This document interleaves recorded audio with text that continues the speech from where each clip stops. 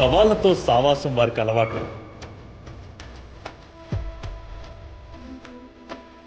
కడలే వారి జీవనం.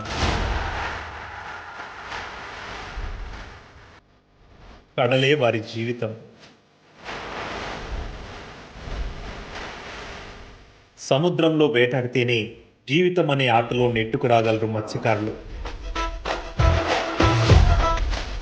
అలాంటి వేటకు 2 నెలల పాటు దూరంగా ఉండడం అంటే సముద్రాన్ని మించిన సవాల్ని ఎదుర్కోవడమే.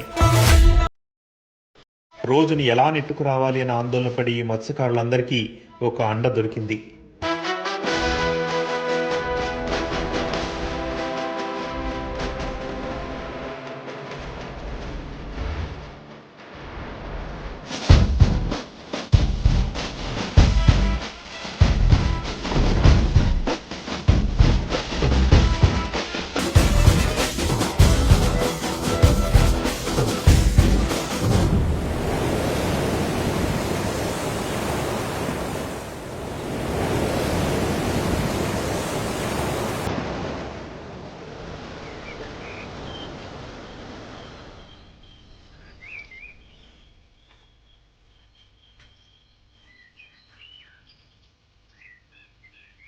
ఇతని పేరు పోలేసు. చేపల వేటే ఈయన కుటుంబానికి జీవనాధారం.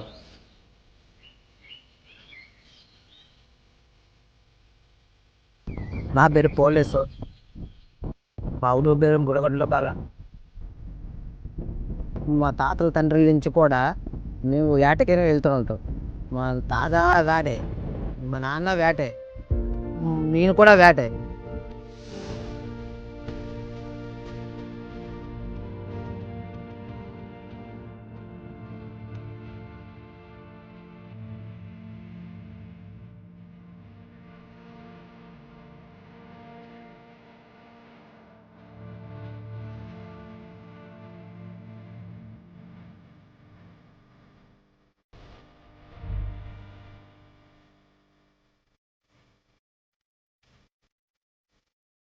సముద్రంలో మత్స్య సంపద వృద్ధి కోసం కేంద్ర రాష్ట్ర ప్రభుత్వాలు ప్రతి ఏటా 2 నెలల పాటు వేట నిషేధ కాలాన్ని అమలు చేస్తున్నాయి. ఈ సమయంలో మత్స్యకారులు తెరచాప పడవలపై తప్ప యంత్రాలతో కూడిన బోట్లను ఉపయోగించి వేటకు వెళ్ళకూడదు. సముద్రంపై తెరచాప పడవలపై వెళ్లి వేట చేయడం అంటే ప్రమాదానికి ఎదురెళ్లడమే.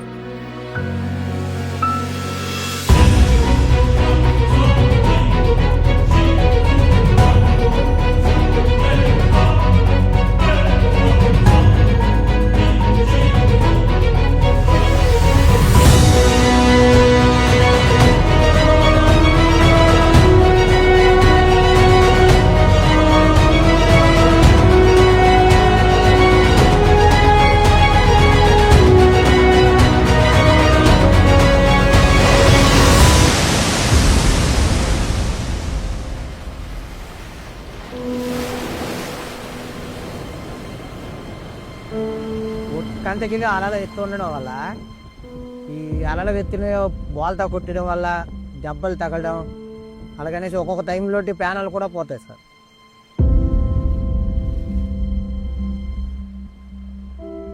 ఏటకెళ్ళినప్పుడు తెప్ప బొమ్మలు పడడం కానీ ఇలాంటివి చాలా చాలా జరుగుతాయి సార్. దెబ్బలు తగలడం కానీ లేకపోతే చనిపోవడం కానీ చాలా జరుగుతాయి సార్.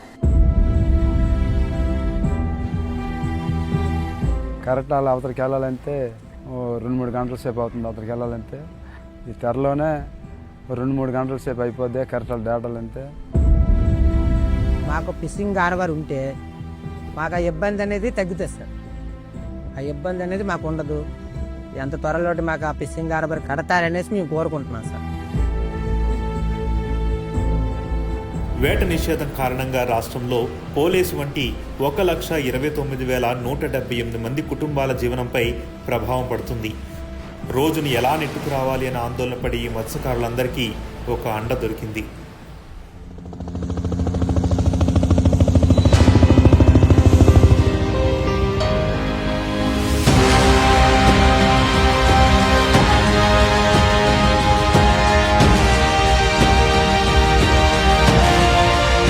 నమస్తే అమ్మా.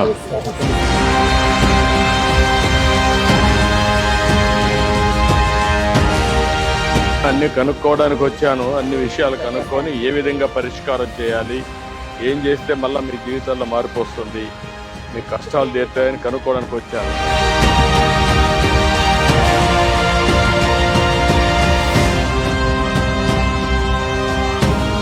మత్స్యకారులు ఎప్పుడూ తెలుగుదేశంతో ఉన్నారు. అందుకే నేను కూడా మీరు ఎప్పుడు వచ్చినా గవర్నమెంట్ మీకోసం పనిచేస్తూనే ఉన్నాను.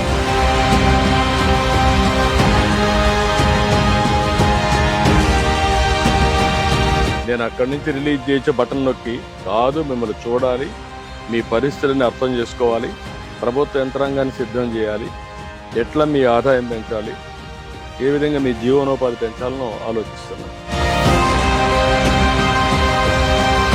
మత్స్యకారుల సమస్యలు తెలుసుకునేందుకు, వారికి భరోసానిచ్చేందుకు స్వయంగా ముఖ్యమంత్రి చంద్రబాబు నాయుడు గారు శ్రీకాకుళం జిల్లా ఇచ్చర్ల మండలం బుడగట్లపాలెంలో మత్స్యకార కుటుంబాలను కలిశారు. వారి స్థితిగతులపై ఆరా తీశారు.